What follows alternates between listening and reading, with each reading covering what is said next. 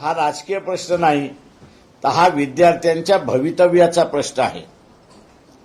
इथे मेरिट राहणार की न राहणार असा असणारा प्रश्न आहे आणि म्हणून सर्व राजकीय पक्षाने जे बीजेपीच्या विरोधात आहेत या सगळ्यांनी सहभागी व्हावं असं आवाहन आम्ही या ठिकाणी करतो।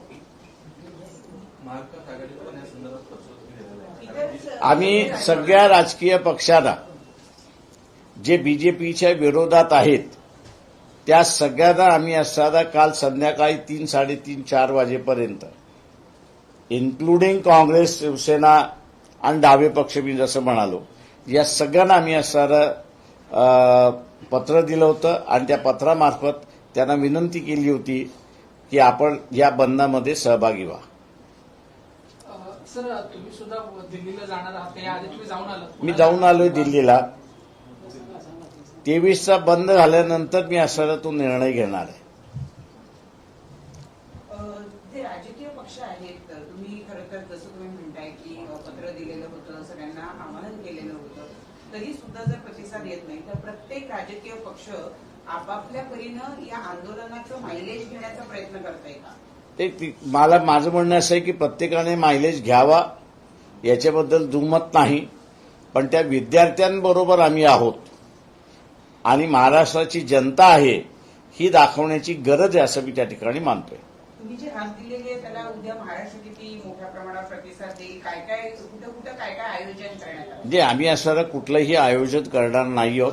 आम्ही लोकांच्या सत्सद विवेक बुद्धीला असणारं आवाहन करतो आहोत की हा ज्या विद्यार्थ्यांसाठी तुम्ही सकाळी 9 वाजता बाहेर पडता आणि संध्याकाळी 7, 7:30 वाजता जे घरी पोहोचता, हा जो दर दिवसाचा जो कार्यक्रम आहे आणि त्यातून नवीन पिढी घडवण्यासाठी आपण जे सगळे प्रयत्न करतो आहोत, या पेपर फुटीच्या माध्यमामुळे त्या सगळ्यांवरती पाणी फिरणार आहे आणि म्हणून हे होऊ नये, पुढच्या पिढीचं सुरक्षितेचं आव्हान आम्ही करतो आहोत आणि त्या बंदच्या माध्यमातून जे शासन आहे त्या शासनाला सुद्धा जबर बसली पाहिजे की जे कोणी पेपर फोडतंय त्याच्या विरोधात कारवाई झालीच पाहिजे आणि केलीच पाहिजे।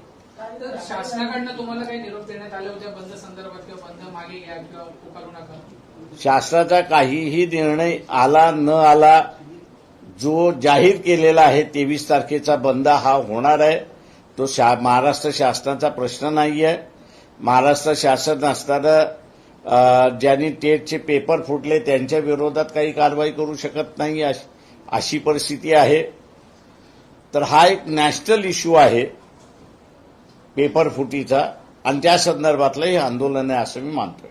काल राहुल गांधी आणि काँग्रेसने सुद्धा आंदोलन केलं होतं, त्यांना सुद्धा बळजबरी उचलून देण्यात आलं होतं मंत्रुकरांच्या घराच्या समोरचं आंदोलन। त्या एकतर मुळात त्या आंदोलनाला उशीर झालाय का? काँग्रेस इतके दिवस का आली नाही? आणि जे आंदोलन ज्या पद्धतीनं दडपण्यात आलं त्याबद्दल तुमचं काय म्हणणं आहे? नाही, माझं एवढंच म्हणणं आहे की राहुल गांधीने जंतर मंतरवरती जिथे लोक आहेत तिथे जाऊन आंदोलन करावं, ते उचित राहील असं मी त्या ठिकाणी।